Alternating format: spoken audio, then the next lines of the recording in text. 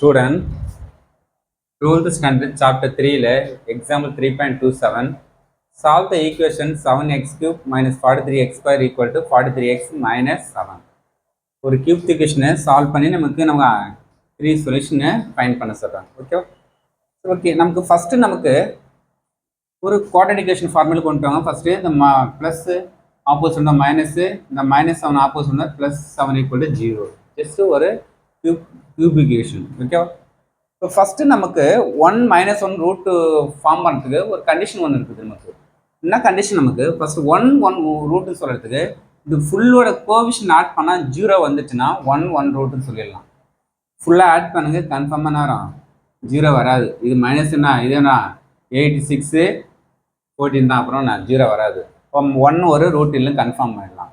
Second -1 ஒரு ரூட்னு check பண்ணி பார்க்கலாம். -1 செக் பண்ணுறதுக்கு sum of the odd power coefficient, odd பவர்னா வரும் 7 - 43 -36. Even power coefficient even -43 constant time தான் வரும். ஈவன் பவர் கோஎஃபிஷியன்ட் சொல்லி எப்பவுமே கான்ஸ்டன்ட் டைம் ஈவன் பவரில் தான் யூஸ் பண்ணணும். இதை லெஸ் பண்ணால் -36. ஆட் பவரும் ஈவன் பவரும் வரும் சேம், அந்த போத் ஆர் ஈக்குவலாக தான் நமக்கு -1 இஸ் 1 ரூட்னு கன்ஃபார்ம் பண்ணிடலாம். ஃபுல்லோட கோஎஃபிஷியன்ட் ஆட் பண்ணால் 0 வந்தால் 1 ரூட்டு சொல்லலாம் ஷார்ட்கட்டில்.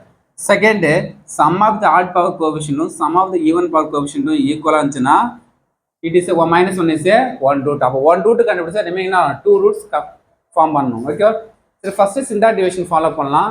ஃபர்ஸ்ட் கோஎஃபிஷியன்ட் யூஸ் பண்ணிக்க 7 - 43 -43 7. ஃபர்ஸ்ட் நமக்கு என்ன ஒரு ரூட்டு ஃபார்ம் பண்ணிட்டோம், -1 ஒரு ரூட்டு ஃபார்ம் பண்ணிட்டோமா, அங்கே -1 போட்டுங்க. இங்கே 0 எப்பவுமே 0 தான் யூஸ் பண்ணணும். இது ரெண்டையும் ஆட் பண்ணால் 7 into -1 -7.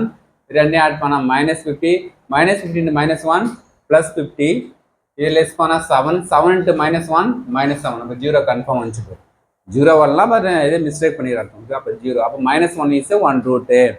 Next 1 root form remain square times இருக்குமா, 7x ஸ்கொயர் -50x + 7 = 0. 7 into 7 49.